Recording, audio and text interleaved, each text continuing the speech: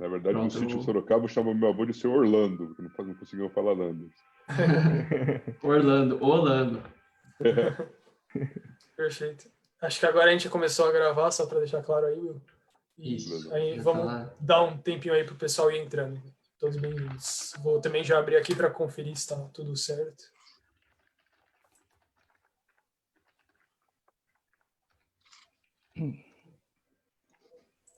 Aqui, perfeito.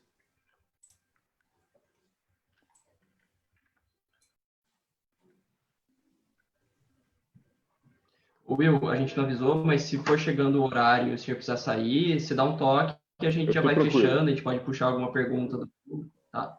Eu tô super tranquilo. Eu tenho já estar com a minha esposa e minha sogra, mas é bem mais tarde. Perfeito. Pronto, estamos ao vivo então.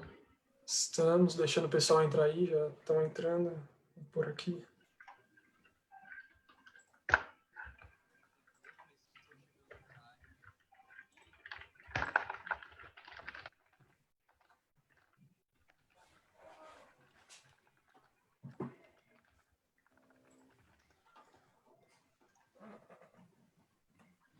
Aí o pessoal está entrando, perfeito. Dá mais 2 minutinhos e a gente já começa.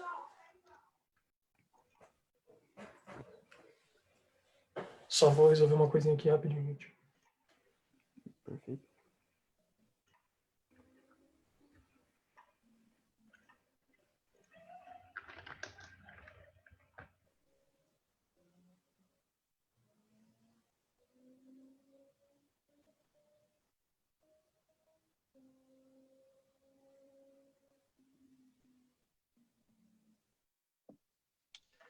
Will, quando a gente não começa, o senhor foi morar nos Estados Unidos quando?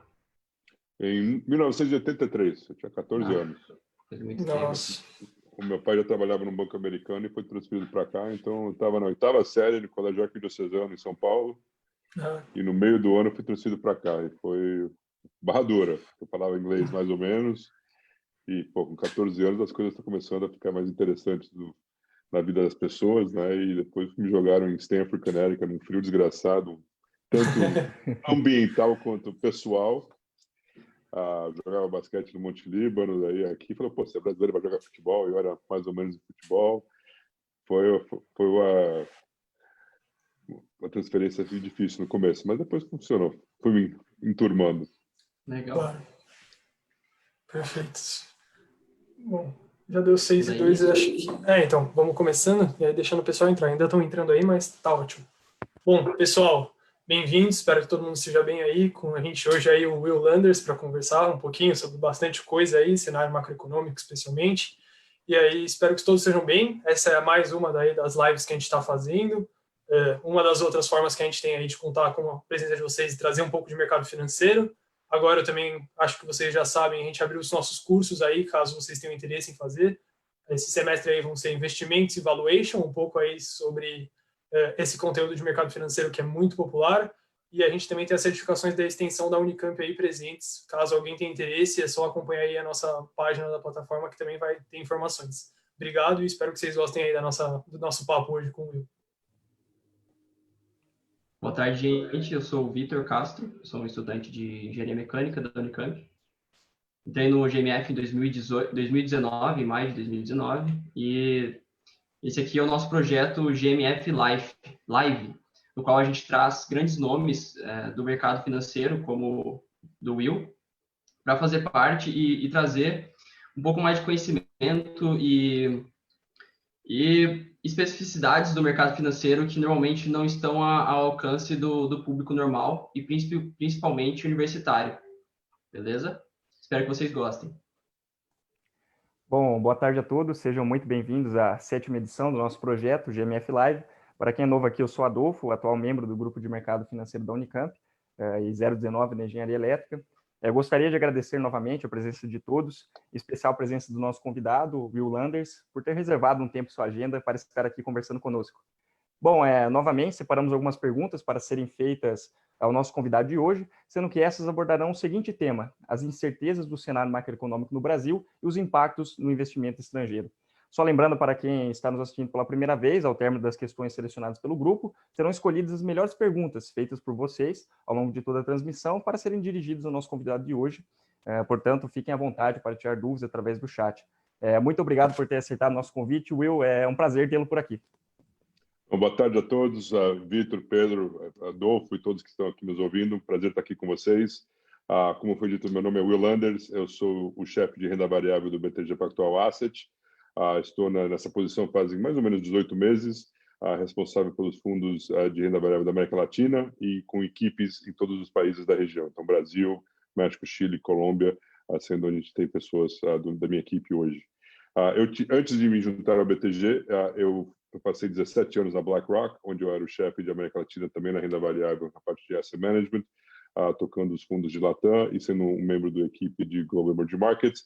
E antes disso, eu estava no sell side como analista no Credit Suisse e na Lehman Brothers, e comecei minha carreira em 1991. A maioria de vocês acho que não eram nem planos ainda dos seus pais, mas em 91 eu comecei na Bear Stearns como investment banker no programa de analistas.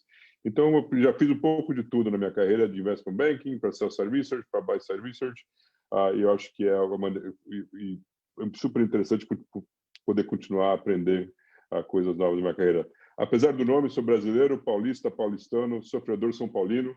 Quando eu era criança, quem era sofredor era corintiano, mas hoje em dia nós somos os sofredores. De novo, super feliz de estar aqui com vocês e ansioso de ouvir as suas perguntas. Bom, então, dando início ao nosso bate-papo, Will, como você comentou, você tem uma trajetória de quase 30 anos dentro do mercado financeiro, onde atuou em diversas áreas, né, de grandes instituições financeiras, como você citou, Bear Stearns, Lehman Brothers, Credit Suisse, BlackRock, e agora ocupando a posição de sócio-chefe de renda variável na BTG Pactual Asset Management, que é uma das maiores gestoras de ativos independentes da América Latina. Sendo assim, você poderia, de repente, descrever um pouco melhor para o público que está nos assistindo a sua trajetória, de repente compartilhar uma experiência, aprendizado que você colecionou ao longo de sua carreira aí, porque tem muitos universitários que estão nos assistindo, né? Então, sempre é muito interessante ouvir, né, a trajetória das pessoas que a gente entrevista aqui. Então, é uma tradição nossa perguntar isso. Não, beleza. Eu acho que existem algumas perguntas que as pessoas sempre me fazem. A primeira, você está 30 anos nos Estados Unidos, por que você continua a trabalhar com a América Latina? E eu acho que, nesse ponto, eu sou teimoso e acreditando que um dia a gente chega lá.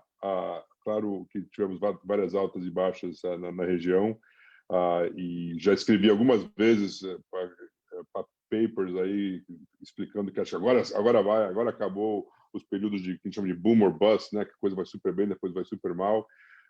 E o auge disso tudo foi a minha decisão de aceitar o convite do BTG de sair da BlackRock e entrar no BTG em março de 2019, foi justamente por acreditar no que está acontecendo no Brasil, nesse programa de reformas, e acreditar que o Brasil realmente está no caminho correto. Eu acho que o trabalho que foi começado com o impeachment da presidente Rousseff, a entrada do vice-presidente Temer, mas do nosso ponto de vista de mercado, a entrada daquela equipe econômica liderado pelo ministro Meirelles naquele momento, foi um momento crítico para a mudança da direção da economia brasileira e do potencial das ações brasileiras.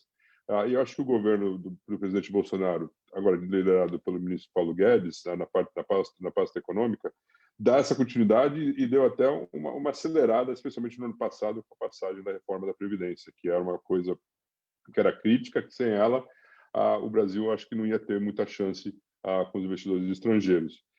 Infelizmente, a gente entrou em 2020, não infelizmente, a gente entrou em 2020 com uma expectativa muito boa e daí veio a pandemia que mudou essas coisas. Então, eu acho que tendo para os nossos clientes, a gente tem que sempre lembrar que como um portfolio manager de um fundo, você é fiduciário do dinheiro do seu cliente final.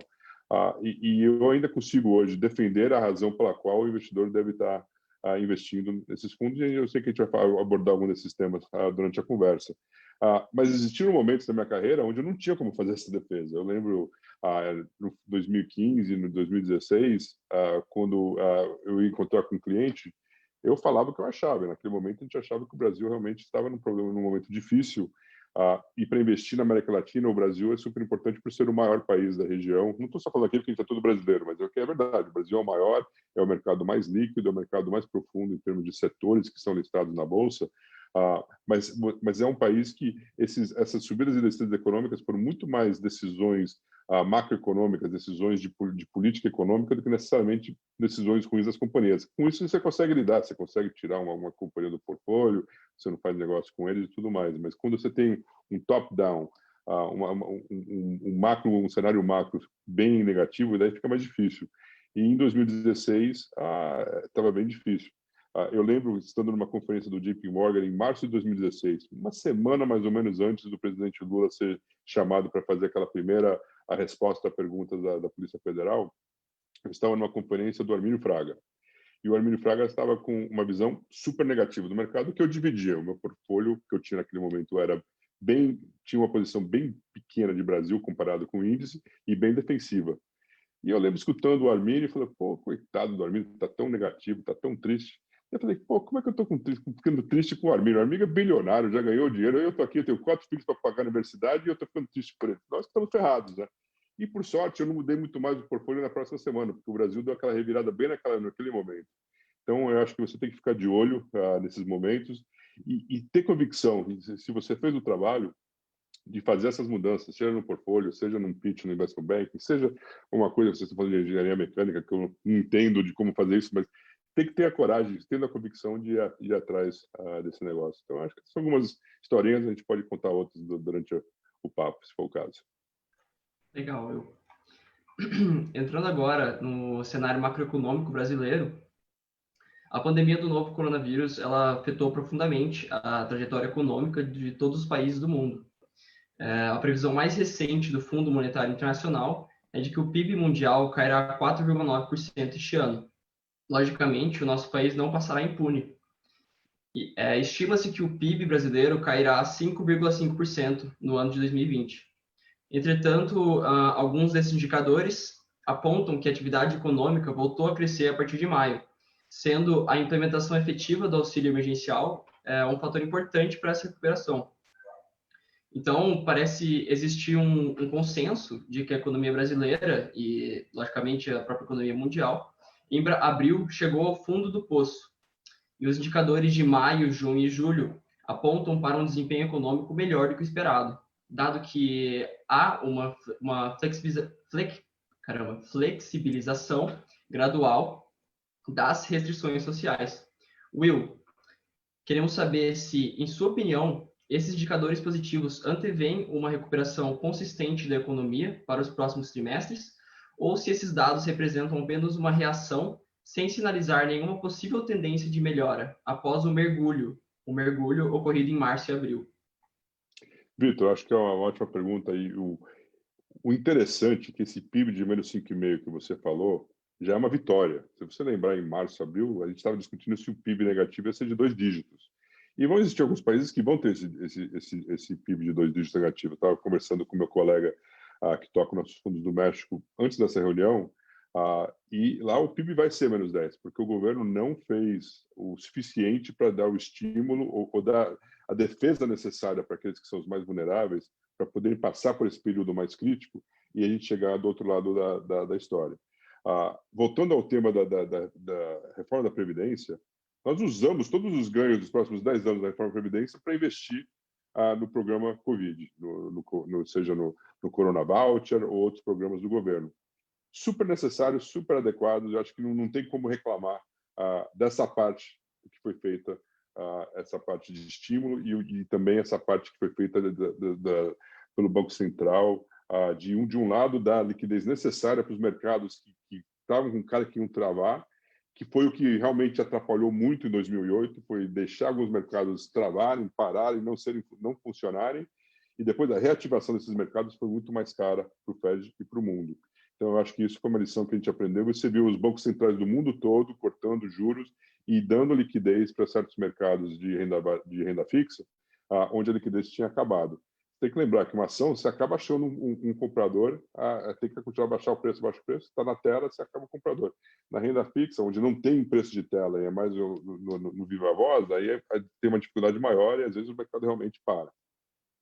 Então, eu acho que isso é a parte importante do que foi feito para a gente não ter aqueles PIBs, aquela economia assim de uma maneira totalmente desastrosa. Então, a gente vai ter um ano de 2020 que no final vai ser parecido com a recessão que a gente teve em 2015 e 2016, um pouco pior, sem dúvida, e feito de uma maneira totalmente diferente, quase que artificial, onde a economia é mandada a parar pelos governos. Isso foi no Brasil, isso é uma coisa que nunca tinha acontecido no mundo antes, eu espero que nunca aconteça de novo. Mas eu acho que o tempo vai nos dizer se essa foi a reação correta ou não. Mas naquele momento, a pressão nos governantes foi tão grande, e a incerteza e a falta de informação sobre essa nova doença, sobre esse novo vírus, sobre essa pandemia global, eu acho que no final não tinha muito o que fazer fora isso. Agora, se esse V que nós estamos vendo de recuperação vai se continuar no segundo semestre de 2020 e tornar o PIB de 2021 um número mais aceitável, entre 3% e 4%, essa é a expectativa do mercado hoje. Você vê o PIB, segundo as estimativas que saem do Banco Central toda segunda-feira de 2021, está a 3,5% há muito tempo. O de 2020 continua oscilando, chegou a -7%, -8%, e agora está -5,5%, como você mesmo colocou. O de 2021, todo mundo ainda acredita que é 3,5%, mas vamos ver se a gente consegue chegar lá. Acho que a grande questão para todos nós, e essa discussão que está havendo com o governo hoje, qual que vai ser o auxílio do governo depois que terminar o Corona Voucher. A gente sabe que R$600 por mês a conta não fecha, mas se é 247, como o ministro Guedes colocou, ou um número mais alto, como o presidente está tentando ver o que é possível ser feito, esse que vai ser o interessante de ver qual que vai ser o impacto dessa caída de ajuda do governo versus a recuperação do emprego.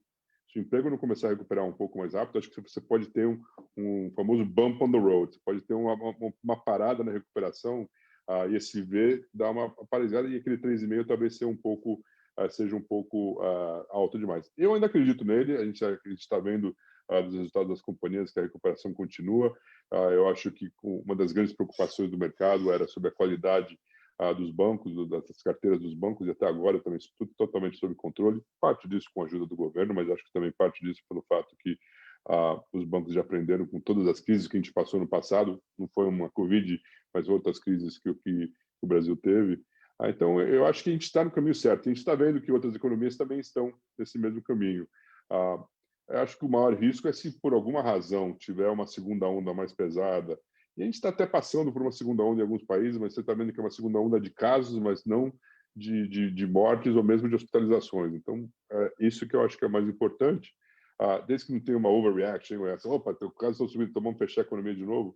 Eu acho que essa recuperação é factível. E com isso eu fico tranquilo, por exemplo, com o que o mercado está precificando no momento, e, de novo, fico tranquilo de olhar cara a cara com o potencial investidor e falar: Vitor, se você está buscando uma carteira diversificada de América Latina, a gente tem um produto interessante para você. Bom, perfeito, Will, obrigado. Ainda entrando nessa parte com relação ainda ao coronavírus e ao cenário atual, a gente percebe no mundo inteiro, não só na América Latina, mas uma certa vantagem e desvantagem para alguns setores. Nos Estados Unidos, o setor tecnológico quebra recorde atrás de recorde, máxima atrás de máxima, ao longo das últimas semanas, principalmente na Nasdaq. E as 4 maiores empresas dos Estados Unidos agora ocupam mais de 20% do total do mercado de lá hoje, né, atualmente. Aí a gente queria saber, ainda seguindo esse mesmo raciocínio, se você aqui, na visão mais América Latina, enxerga alguns setores que se beneficiaram muito, além, obviamente, do tecnológico, e se você enxerga algum tipo de setor específico que você acha que tem perspectivas positivas para o cenário pós-pandemia, pós-coronavírus, nesse caso.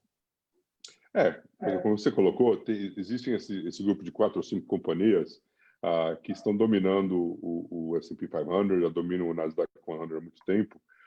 O nosso estrategista, na nossa equipe de Wealth, fez uma análise interessante, onde olha para o Nasdaq 100, que é o índice de tecnologia, mas com peso igual para todas as companhias. Então, tirando o fato que essas 5 maiores estão subindo tanto, que o Nasdaq está subindo quase 30% em dólares no ano. E aí você vê que teve uma recuperação depois da caída de março, mas depois, desde então, tem meio ficado de lado, igual a maioria dos mercados do mundo. Então, você vê que realmente tem um impacto muito grande dessas grandes companhias, aquele famoso winner takes all. O cara que é grande, o Amazon do setor, está virando cada vez maior e squeezando para fora os pequenos. E faz sentido, né? Não é que faz sentido, mas é a realidade. Se eu pensar as pequenas e médias companhias que talvez não tinham fôlego de balanço, que não tinham que talvez foram forçadas a ficarem fechadas por mais tempo, não tinha uma resposta e-commerce, uma resposta online, talvez o business deles não funcione dessa maneira, eles estão, e cada semana que passa fica mais difícil para esse cara abrir de volta quando a economia voltar ao normal. E nesse meio tempo, todos nós estamos ainda consumindo alguma coisa, talvez menos do que no passado, mas ainda consumindo.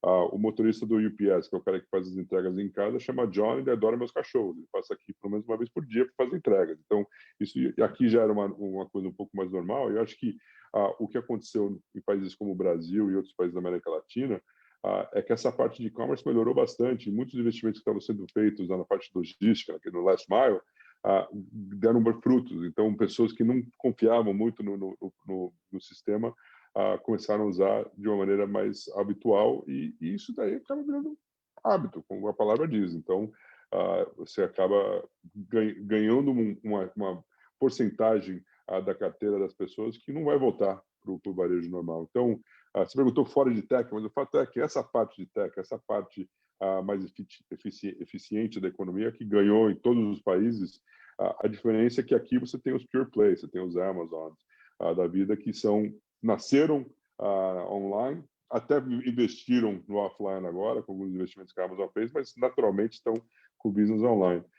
No Brasil, fora uma Mercado Livre, que é uma companhia pan-regional, começou na Argentina, e na verdade, nos meus anos de Credit Suisse, quando eu era analista de tech, existiam 4 ou 5 companhias que competiam com o Mercado Livre. No Brasil tinha Derremate, tinha Local, Remate no Brasil, Derremate era na Argentina, mas Local e tinha mais uma ou duas. O Mercado Livre acabou comprando todas elas e se consolidando como a líder do mercado. E com isso já ganhou um certo espaço. Mas no Brasil, com a logística difícil, a parte de pagamentos também um pouco mais complicada para algumas dessas companhias, houve espaço para companhias como o Magazine Luiza, como o B2W, depois que consolidou lojasamericanas.com, Submarino, e essas duas são as principais, mas também uma Via Varejo, hoje em dia, também sendo vista como um player importante nesse mercado, ganhar share. Então, você vê que essas companhias se deram muito bem no mercado, onde que aquelas companhias que sempre foram vistas como de qualidade super alta, uma Lojas Renner, por exemplo, que sempre foi e ainda é uma ação importante na maioria dos portfólios daqueles que olham bastante para são fundamentalistas, que gostam de qualidade, uma companhia que não performou bem esse ano, porque a parte de e-commerce está crescendo, mas não era tão importante, e o business deles, que é o de bricks and mortar, o de loja, foi forçado a ficar fechado, em alguns lugares ainda fechado por algum tempo. Então, eu acho que teve essa diferença importante no mundo tech. Obviamente, tudo que tem a ver com aeroportos, aerolíneas, hotéis, turismo, sofrendo e continuando a sofrer. De novo, falando com o analista do México, ele está falando de uma companhia que é dona da Starbucks na região. Esses caras estão ainda sofrendo bastante. Companhias como a Oxxo, da FEMSA, que vai ter agora nos postos da Cosan, da Raizen, também no México sofrendo muito, porque dependem muito de tráfego de rua. Se as pessoas não estão na rua, não estão passando na loja. Então, acho que teve uma diferenciação muito grande aí. Acho que esse é o principal dos ganhadores e perdedores. Acho que os grandes market caps do Brasil, as Petrobras, as Vales, mesmo os bancos, menos impactados de certa maneira, os bancos, sem dúvidas, performando melhor do que era esperado, mas tendo que lidar com essa nova realidade, que com juros indo para 2, os spreads que eles ganham ficam mais apertados. Então, tem que melhorar a eficiência, que daí volta para investimento em tecnologia, especialmente com fintechs e todos esses grandes competidores novos, e mesmo uns tradicionais como o BTG, com a sua presença no mundo digital, com o BTG+, BTG Digital, a XP também ganhando grande espaço. Então, acho que essas mudanças foram aceleradas ainda mais pela pandemia, coisas que já vinham acontecendo. O Mercado Livre fala que eles conseguiram acelerar o plano deles do Brasil por 2 ou 3 anos, com o fato que as pessoas estavam em casa e precisavam usar o serviço deles. Bom, Will, eu não poderia deixar de fazer essa pergunta. O mês de agosto, tradicionalmente, ele acirra, né, as discussões sobre a situação fiscal do país, né, pois, de acordo com a legislação brasileira, ao final deste mês, o Executivo precisa enviar o projeto de lei orçamentária para o exercício seguinte, né? E, diante desse cenário de pandemia, as discussões acerca do tema têm sido acaloradas, para se dizer o mínimo, né? Bom, eu sei que você está otimista, né? E linkando com a pergunta do Tarek, lá que ele fez no Facebook, você vê algum risco iminente de mudança no eixo da política fiscal brasileira, né? Com o enfraquecimento da ala, de repente, fiscalista do governo? E caso o Brasil volte a adotar uma política fiscal mais expansiva, como isso afetaria a percepção de risco do Brasil, da perspectiva do investidor estrangeiro, né? Porque com a dívida pública subindo e gastos crescentes, uma possível alta nos juros aí, em virtude de uma pressão inflacionária, traz preocupações acerca do risco de insolvência, né? O que você pensa a respeito disso? Adolfo, acho que esse é o maior risco para o Brasil e para qualquer mercado emergente. Quando você começa a sair fora de manter a parte fiscal em ordem, a gente sabe que não dá certo. A gente tem um exemplo muito claro para o sul do Brasil. Os hermanos lá da Argentina trouxeram um cara mais liberal, ele não fez as mudanças rapidamente, tentou fazer uma coisa gradual, trazer a inflação gradualmente para baixo, não deu certo. No final de 4 anos, a população estava pior do que estava no começo dos seus 4 anos, e com isso trouxeram de volta um governo super populista que agora vai tentar fazer tudo de novo e fica nessa história super triste. Então, eu acho que é bom ter esse exemplo. É triste pela Argentina, porque acho que é um país que tem um potencial incrível, especialmente nessa parte tech, e muitos dos startups naquela década de final de 90 e começo do ano 2000 na América Latina, tinham uma base importante na Argentina. Mercado Livre na Argentina, existem outras companhias, Globant, que ainda são importantes, que têm o seu nascimento na Argentina, mas infelizmente a democracia lá tem um custo alto, que eles continuam a apostar nessas ideias populistas. No Brasil hoje, a gente tem com o ministro Paulo Guedes, é o primeiro ministro realmente liberal, de verdade, tentando fazer as coisas de uma maneira super diferente do que tinha sido feito no passado, dando continuidade, de novo, ao que foi feito pelo ministro Meirelles, sem dúvida, mas dando uma guinada até um pouco mais forte. E com ele entrou uma equipe grande, que vieram tanto para o Ministério quanto para as companhias estatais, e ficou claro que essa pressão de algumas alas do governo que não querem ver essas mudanças causou muita fricção, e alguns resolveram sair. Que é uma pena, mas isso acontece com qualquer governo. Isso aconteceu, isso sempre tem. Mas hoje em dia, com essa pressão da mídia de 24 horas por dia, 7 dias por semana, de ter que ter os destaques, os headlines, tudo mais, eu acho que acaba colocando uma pressão maior ainda, ou pelo menos aparentar que existe uma pressão maior dentro do governo, que talvez necessariamente tenha, porque a gente tem visto que vem o presidente e o ministro estão brigando, o presidente e o presidente da Câmara estão brigando, daí e no final das contas as coisas estão caminhando para um caminho melhor. A gente viu até com o veto da desoneração de folha, que foi uma situação delicada, mas que acabou saindo da maneira correta.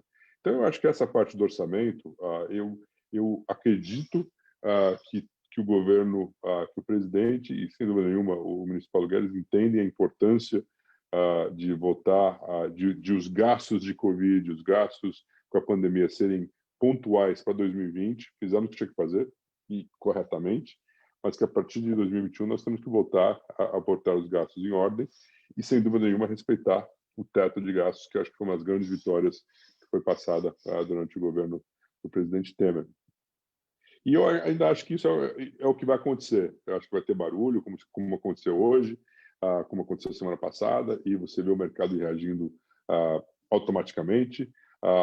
Se a gente lembrar do tripé do Plano Real, um dos tripés era ter uma moeda que era negociada livremente e que servia como o amortecedor para qualquer barulho no mercado. E a gente está vendo que o real está agindo dessa maneira de novo. Atrapalha para o investidor estrangeiro, que fica sem uma noção de qual que é o preço real do real, mas em termos de impacto financeiro para o governo é muito pequeno, porque as reservas continuam bem altas, apesar de o Banco Central ter tido que gastar algumas reservas para intervir quando a situação da moeda ficou muito sem lógica. E de novo, as despesas do governo em dólares também são muito baixas, então você não tem aquele problema que você tinha no passado. Isso que também foi parte porque o Banco Central pôde, como os outros bancos centrais do mundo, abaixar os juros nesse período e não ficar preocupado em defender a moeda e manter um juros mais alto do que o devido. Então, é um gut feeling no momento, mas eu acho que o comprometimento do governo com o ministro Paulo Guedes e com o teto continua. Do outro lado, você entende que tem que ter uma resposta nessa parte de auxílio, que você não pode simplesmente secar o que estava sendo feito, mas tem que ser feito de uma maneira que fiscalmente faz sentido. E essa, acho que é a batalha, essa é a política. E o que eu venho dizendo sempre para os colegas é que, olha, no final das contas, os ministros todos respondem ao presidente. O presidente tem o poder e tem o direito de ter a resposta final sobre o que está acontecendo. Se no final das contas chegar no momento que você não tem como conciliar as suas crenças com o que o presidente está pedindo fazer, acontece como aconteceu, infelizmente, 2 vezes com o ministro da Saúde, que teve que sair no momento crítico. Mas eu não acho que a gente está nesse momento com o ministro Guedes, apesar de todo o barulho que sai na imprensa nesse momento, e então eu acho que esse trabalho orçamentário está sendo levado muito a sério e vai sair de uma maneira que vai ser aceitável. Porque eles entendem que o custo de não fazer a coisa certa é um custo muito alto, porque daí o custo do Brasil vai subir de novo, os juros não vai ficar 2%, e vamos lembrar que a presidente Rousseff acabou perdendo muita popularidade, não porque ela quebrou alguma regra que ninguém entendeu direito qual que era a regra, mas ela perdeu popularidade porque a economia não crescia, a inflação subia e a grande parte do eleitorado sofria. Isso e isso aconteceria de novo se a gente voltar para ter um governo com uma estabilidade fiscal e sem aderir ao que foi prometido. O Brasil conhece muito bem essa receita, né? Sem dúvida. Will, ainda entrando nesse tema aí que você acabou de comentar, já emendando, sobre fazer a coisa certa, nos últimos anos ficou cada vez mais popular essa discussão em cima do ESG, né, a governança ambiental e social, sobre qualquer tipo de investimentos. O Deepak Puri, um diretor de investimentos da Deutsche Bank Wealth Management nas Américas, ele, numa entrevista com o Exame, já tinha comentado que agora o investidor, além de procurar um retorno razoável, ele também quer saber se o investimento dele, de alguma forma, está tendo algum impacto socioambiental, muito bom, muito ruim, dependendo do investimento que a gente está fazendo. Aí, nos últimos meses, teve toda aquela situação de vários investidores estrangeiros fazendo uma certa pressão sobre o Brasil, falando que eles queriam saber um pouco mais dos impactos socioambientais e fazendo, de certa forma, algumas críticas como que estava sendo no Brasil. E a nossa pergunta, então, vai em cima disso. Quais vocês acham que vão ser os principais impactos econômicos desse tipo de preocupação que vem crescendo ao longo dos anos, e eu acho que agora, na pandemia, se intensificou ainda mais, né? Eu acabei de participar, fazem 2 horas, de um painel sobre ESG para um grupo de investidores, especialmente os fundos de pensão no Brasil. Então, esse é um tema que está claramente na mente de todos e é super necessário. Eu acho que, por muitos anos já, nós, como investidores fundamentalistas, que fazem um trabalho, o dever de casa com as companhias, sempre focamos muito na parte G do investimento, na governança. O Brasil saiu na frente dos mercados emergentes há mais de uma década atrás, quando lançou o novo mercado, um mercado que abriu o mercado para companhias pequenas que não tinham tamanho suficiente para fazer uma ADR, para ser listada aqui fora, mas também não tinha um mercado cativo tão forte. Então, você precisava que o estrangeiro comprasse no mercado local. E dando regras que são até mais rígidas do que a Nasdaq ou que a New York Stock Exchange dentro do novo mercado, isso abriu esse mercado para grandes vencedores. Eu mencionei Lojas Renner, você pode falar de uma Localiza, e um número muito grande de companhias que saíram no novo mercado, companhias que talvez não tivessem tamanho naquele momento. Então, o G foi sempre muito claro, e para mim, hoje em dia, ainda a gente tem algumas batalhas quando você vê companhias que tentam não seguir as regras as melhores regras do mercado com respeito à governança, ou não vão para o novo mercado no Brasil, ou até listam aqui fora, como foi feito com algumas companhias tech que queriam ter aquele super voting power. O que vem acontecendo nos últimos anos é que a parte E no ESG-OA no Brasil, a parte ambiental, se tornou cada vez mais importante, com grandes acidentes no setor petroleiro.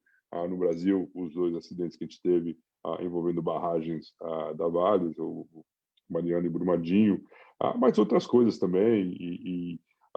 Tinha um colega na BlackRock, fala até hoje, o Sam Beck, que toca o fundo do leste europeu.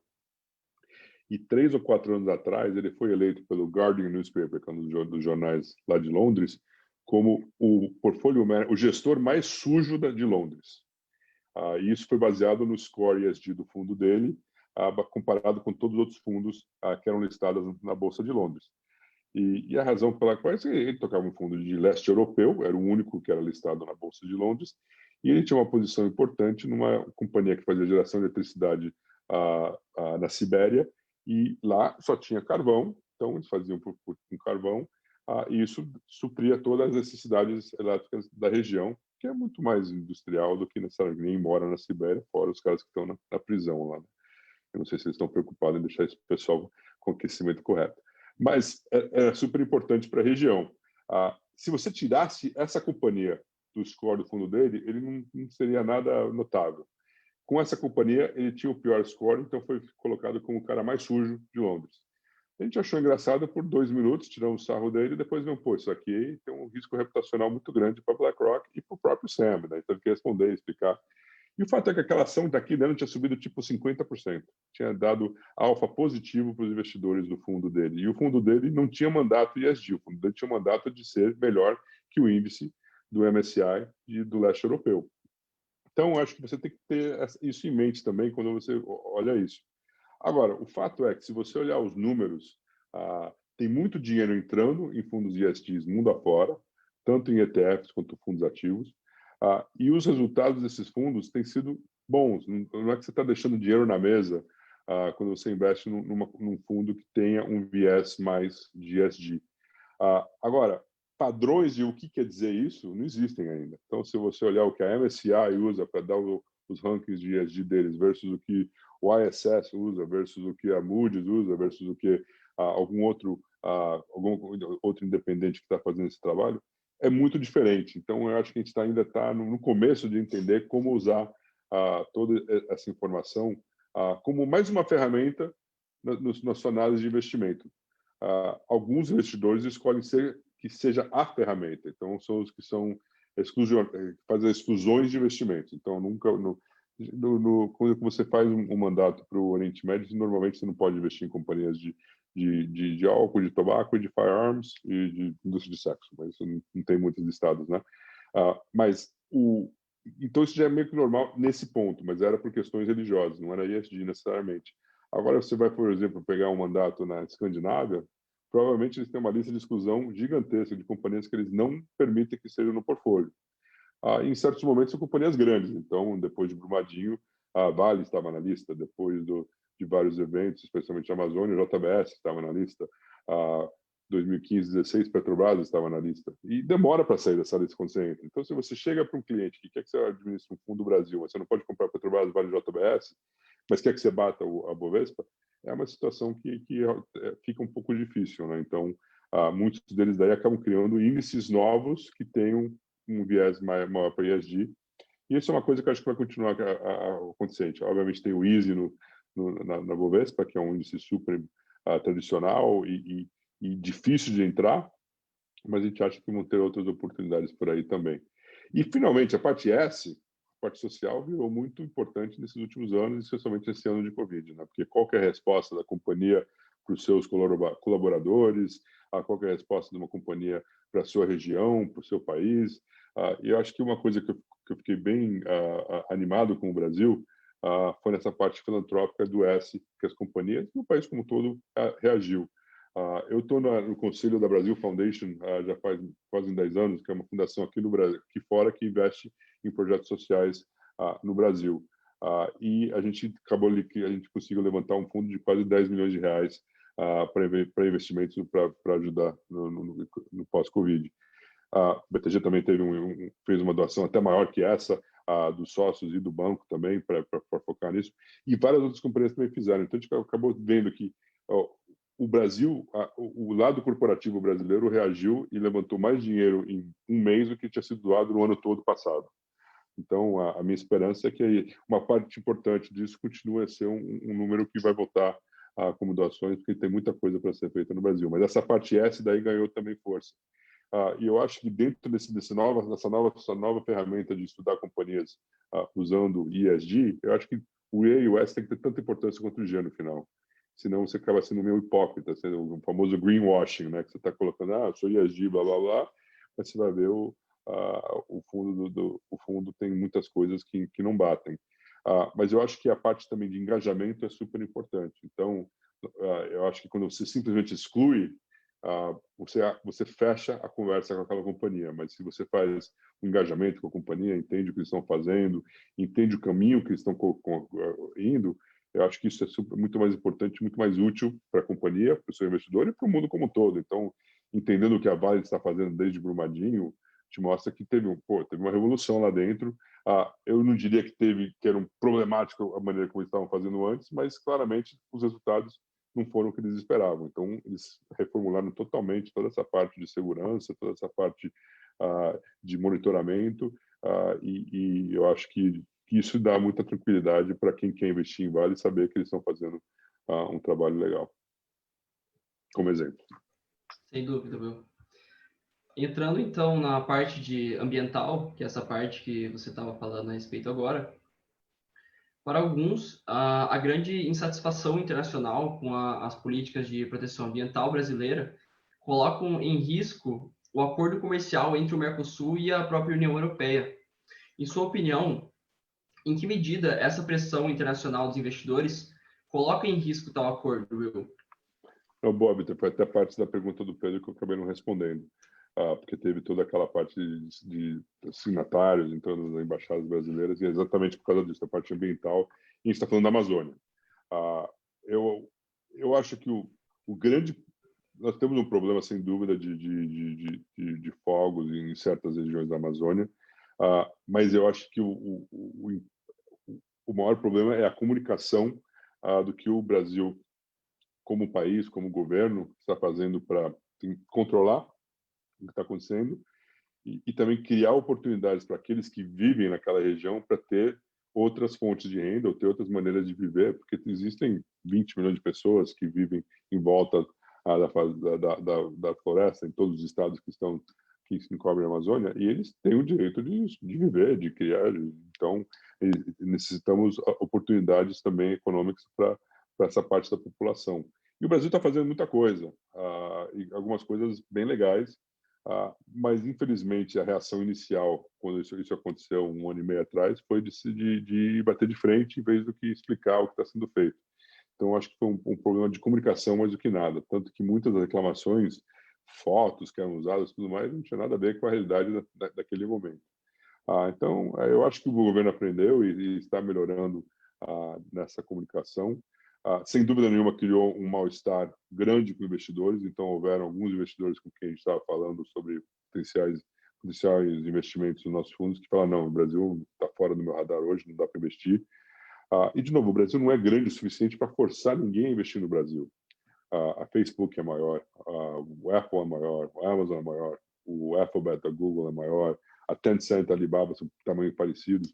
Então, você imagina para o investidor internacional, é mais fácil, não é que seja fácil, mas é mais fácil tentar fazer a análise se o próximo iPhone vai dar certo e vai crescer as vendas da Apple, uma companhia que vale 2 trilhões de dólares, ou entender o que está acontecendo na Amazônia, o que está acontecendo no orçamento brasileiro, o que está acontecendo aqui, ali e lá, para depois decidir se vai investir no país e daí fazer o trabalho de investir em quais companhias, sendo que o market cap todo do Brasil hoje é por volta de 700 bilhões de dólares e a Apple é 2 trilhões.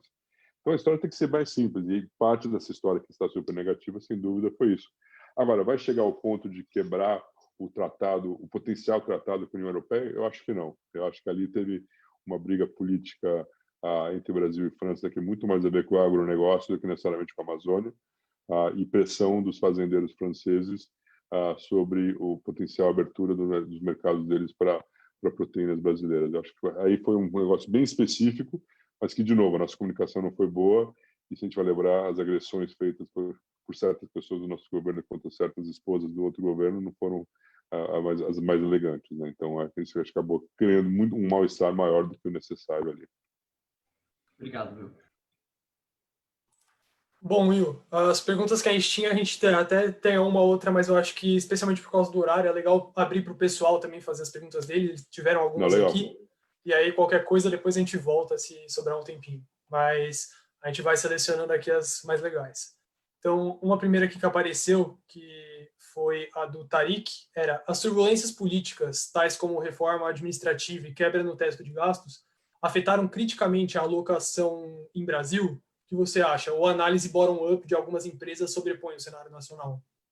Não, é uma ótima pergunta, Tariq. Eu acho que o grande impacto no curto prazo que essas brigas e essas incertezas criam é criar essa volatilidade no real. De novo, o real serve como amortecedor do mercado. Se a gente olhar o Ibovespa, está meio que parado nesses 98 a 103 mil pontos, está nesse range aí já faz algum tempo e com dificuldade de ir muito para cima disso, mas também até agora mantendo o chão desse range também. Então, eu acho que você vê essa volatilidade no real. Você vê que o real foi a pior moeda entre os mercados emergentes no pior momento do mercado até em março. E o que estava acontecendo naquele momento? Você estava não só lidando com o Covid, mas você também estava lidando com uma briga entre o executivo e o legislativo, que naquele momento era a última coisa que a gente precisava. Se a gente olhar de novo as últimas semanas, 10 dias, essa subida que deu no dólar versus o real de 5,25, 5,30 para 5,50, 5,60, tem sido muito mais por causa dessa briga primeiro sobre o veto da desoneração da folha, agora sobre o futuro do Corona Voucher e o que vai acontecer em termos de auxílio e qual que é o seu impacto no orçamento e se a gente vai manter o teto ou não. E essa incerteza e essa volatilidade do real acaba atrapalhando a capacidade de novo do gringo fazer conta em dólares sobre quanto que vale a Bolsa Brasileira. Então, com essa volatilidade acima do que está vendo em outros países, a gente acaba vendo que a alocação dos investidores estrangeiros para o Brasil em fundos de mercados emergentes está a mais baixa da história. Então, realmente, a gente está... que, para mim, é triste de um lado, mas é uma oportunidade do outro. Porque acho que aí você tem que conseguir... Se você conseguir convencer os investidores que as coisas não estão tão ruins assim, e se eu estiver correto, que a situação política brasileira é menos turbulenta do que a imprensa nos leva a crer, eu acho que existe uma grande oportunidade de compra aqui. Se a gente pensar com juros a 2% e a alocação que os investidores, tanto institucionais quanto pessoas físicas, têm na Bolsa ainda é relativamente pequeno com outros países, você vê que o investidor local continua a colocar dinheiro na Bolsa Brasileira. Essa subida que a gente teve de 60 mil pontos para 100 mil pontos no período do Covid foi puramente com o investidor local. Então, se entrar um dinheiro estrangeiro, não tem que ser uma alocação muito grande, porque o tamanho dos fundos aqui fora são tão grandes que uma alocação pequena para o Brasil faria uma grande diferença nos níveis da Ibovespa. Mas você precisa ter um pouco mais de volatilidade, um pouco mais de calma. Perfeito. Adolfo, assume. Não, perfeito. Só selecionando então mais uma questão aqui que mandaram para a gente, Will, a questão do Mário. Will, você acredita que a pandemia e a crise do Covid irá resultar em mudanças estruturais de longo prazo nas economias da América Latina? Quais devem ser as mais impactadas? Então, resumindo, qual que é o seu panorama geral aqui sobre as economias da América Latina?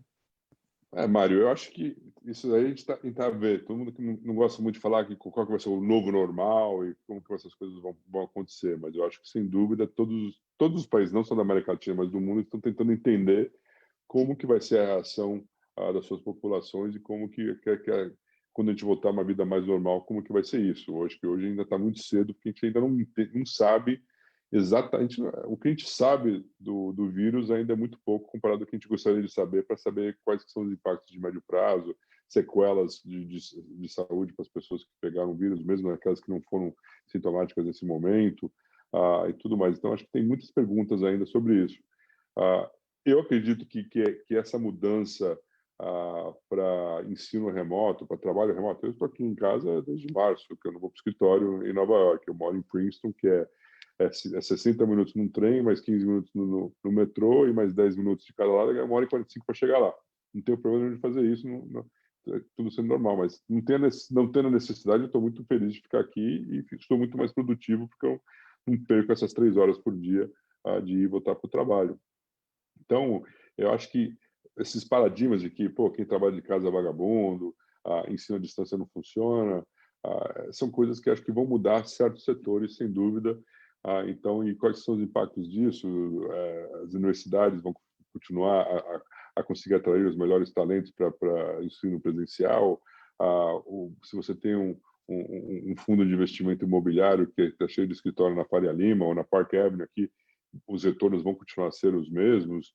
No mundo de juros mais baixos, que vai durar por muito tempo, aparentemente, na maioria das economias, como é que isso afeta o financiamento de certos projetos?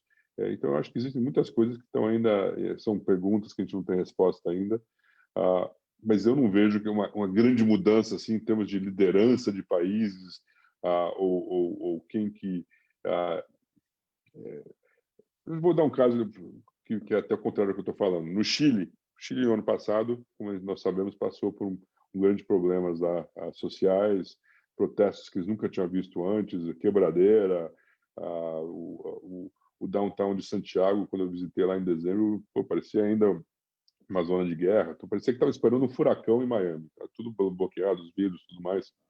No nosso prédio, uma porta nova de metal na frente da porta de vidro, coisa assim que você nunca pensava que isso ia acontecer no Chile.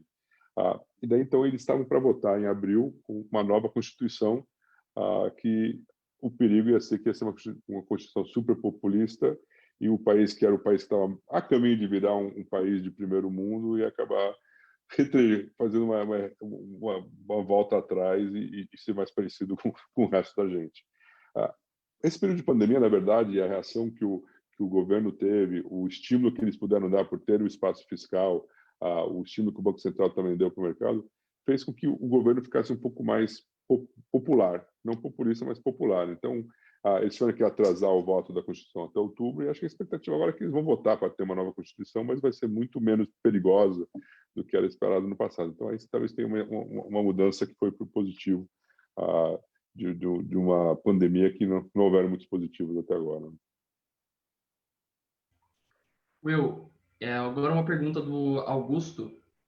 Ele gostaria de saber qual que é a sua visão qual é a visão do mercado americano, mercado financeiro americano, frente às possíveis mudanças na política econômica estadunidense após as eleições presidenciais.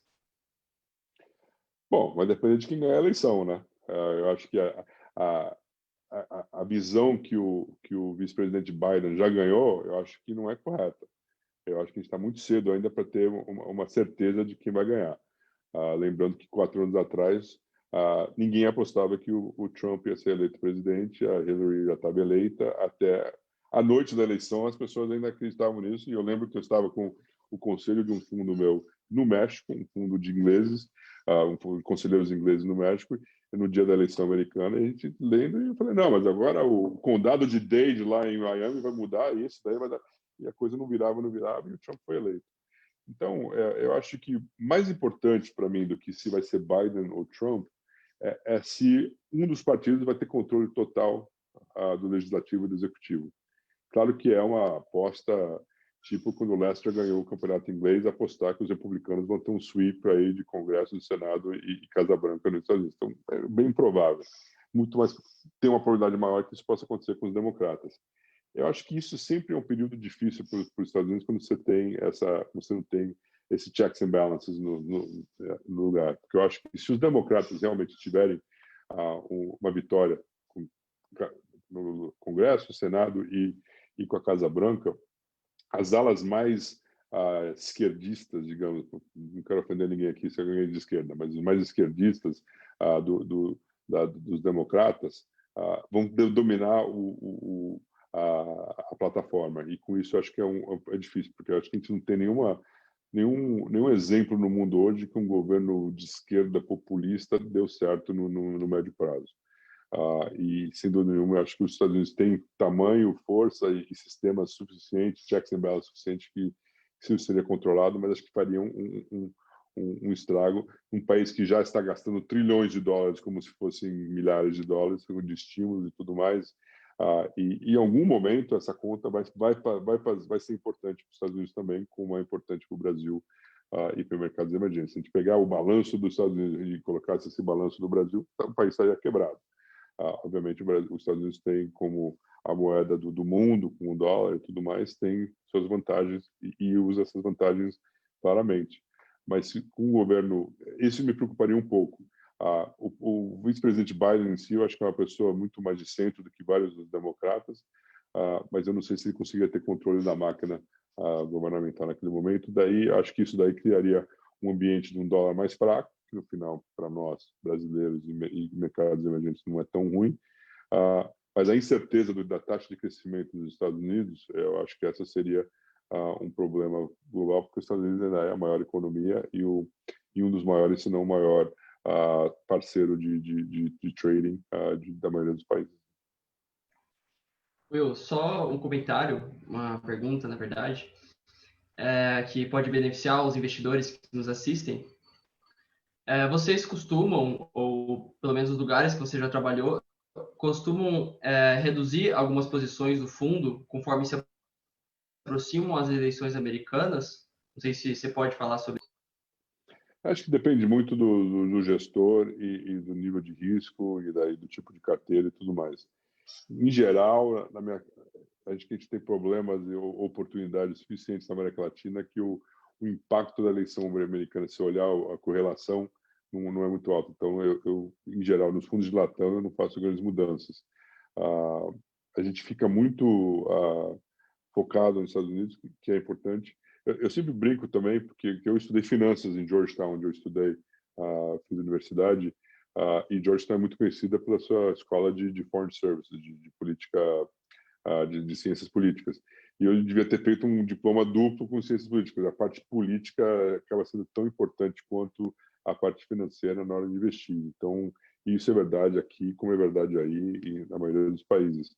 Mas acho que a capacidade da política americana ter um impacto na Bolsa brasileira fica limitada nesse momento, dado o fato que a gente tem tantas discussões e tantos temas importantes que são importantes para o Brasil no momento. Sem dúvida, se tiver uma versão a risco mundial, como aconteceu em março, a gente pode ter um repeteco que a gente teve em março, onde o Brasil estava fazendo tudo certo, estava aquela expectativa de reforma tributária, blá, blá, blá, e o Brasil foi a pior bolsa do mundo, porque ainda é o high beta market, é o país que é visto como o maior risco. Minha expectativa, esperança é que com juros de 2%, o investidor local se tornando mais e mais importante na bolsa brasileira, que essa realidade de ser um dos países que são vistos como mais risco diminua, porque você vai ficar com uma dependência menor do estrangeiro e tendo um comprador grande, que seriam os fundos de pensão, os grandes institucionais brasileiros, que é um comprador cativo, que quando a bolsa cai, como acontece no Chile, por exemplo, eles vão lá e compram a bolsa e essa volatilidade diminui. Estamos longe disso ainda, mas acho que isso é uma coisa que pode nos ajudar bastante no futuro. Will, perfeito. Agora já chegamos aí perto do horário que a gente tinha combinado com você. Uma última pergunta que a gente tende a perguntar para todo o pessoal que a gente convida aqui é alguma recomendação de alguma coisa que você acha interessante, qualquer tipo de material, pode ser livro, podcast ou até mesmo documentário que você acha bem interessante para as pessoas que realmente você acha que tem um impacto positivo nelas, às vezes na mentalidade ou até mesmo em aprender alguma coisa que às vezes tem mais dificuldade aí no mercado.